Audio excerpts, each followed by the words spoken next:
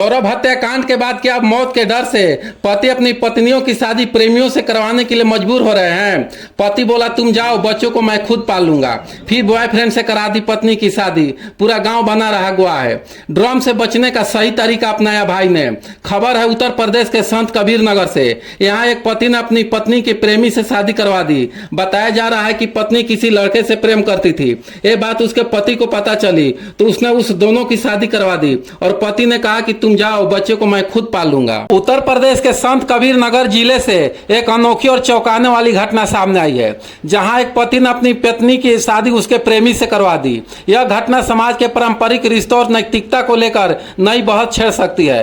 प्रेम, त्याग और समझदारी का एक उदाहरण लोगों के लिए एक नई सोच प्रस्तुत करती है। संत कबीर नगर जिले के घनाघट थाना क्षेत्र के कटारजोत गांव में यह मामला सामने आया है। इस गांव में रहने वाले बबलू की शादी वर्ष 2017 में राधिका से हुई थी। शादी के बाद दोनों के गृहस्थी अच्छी चल रही थी और उनके 2 बच्चे भी हुए, एक 7 वर्षीय बेटा आर्यन और एक 2 वर्षीय बेटी शिवानी। बबलू एक मेहनती व्यक्ति थे और अपने परिवार का पालन पोषण करने के लिए दूसरे शहरों में जाकर काम करते थे।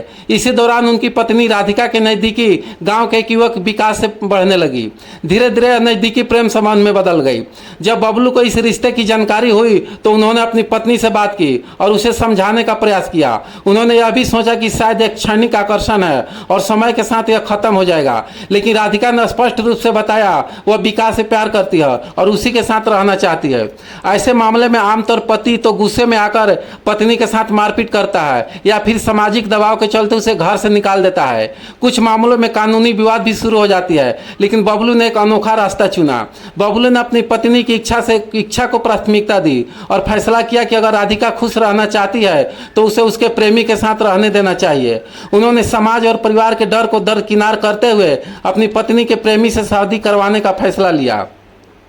बबलू ने पहले कानूनी रूप से इस रिश्ते को वैध बनाने की योजना बनाई। उन्होंने घनाघट तहसील से एक शपथ पत्र तैयार करवाया जिसमें स्पष्ट किया कि वह अपनी पत्नी राधिका को अपनी इच्छा से उसके प्रेमी विकास के साथ रहने की अनुमति देता है।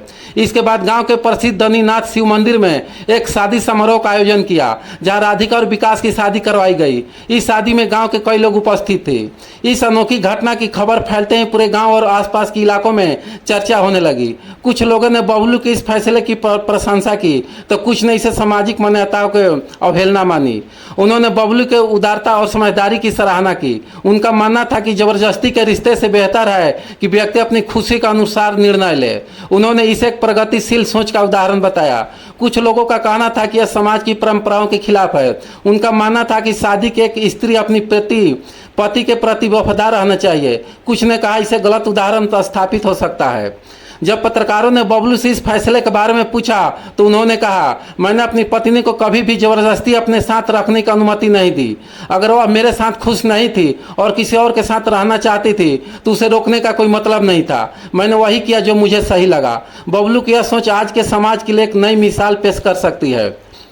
इस पूरी घटना में हमें महत्वपूर्ण सीख मिलती है।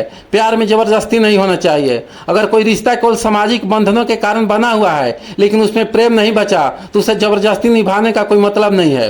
त्याग और समझदारी की मिसाल, बबलू का त्याग यह दिखाता है कि सच्चे रिश्ते जबरदस्ती करने से बेहतर है कि हम अपने साथी की खुशी को प्राथमिकता दें। कानूनी और सामाजिक मान्यताओं का समझा से बबलू ने केवल भावना के आधार पर फैसला नहीं लिया बल्कि कानूनी रूप से इस शादी को मान्यता दी। इससे विवाद और समस्याओं से बचा जा सकता है। यह घटना दिखाती है कि समाज धीरे धीरे बदलाव की ओर बढ़ रही है, जहां व्यक्तिगत खुशी को अधिक महत्व दिया जा रहा है। अगर कोई व्यक्ति खुद को ऐसी स्थिति में पाता है तो कुछ महत्वपूर्ण बातें ध्यान रखना चाहिए।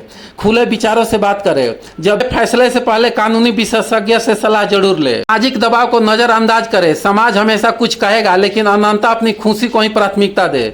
संत कबीर नगर की इस घटना ने प्रेम, त्याग और सामाजिक बदलाव का एक अनोखा उदाहरण प्रस्तुत किया है। बबलू ने यह साबित कर दिया कि प्यार जबरदस्ती नहीं होनी चाहिए और हर इंसान को अपनी खुशी चुनने का हक है। समाज में ऐसे बदलाव धीरे धीरे ही आती है, लेकिन यह घटना भविष्य के रिश्तों को लेकर अधिक खुले विचारों वाली सोच विकसित करने में मदद कर सकती है।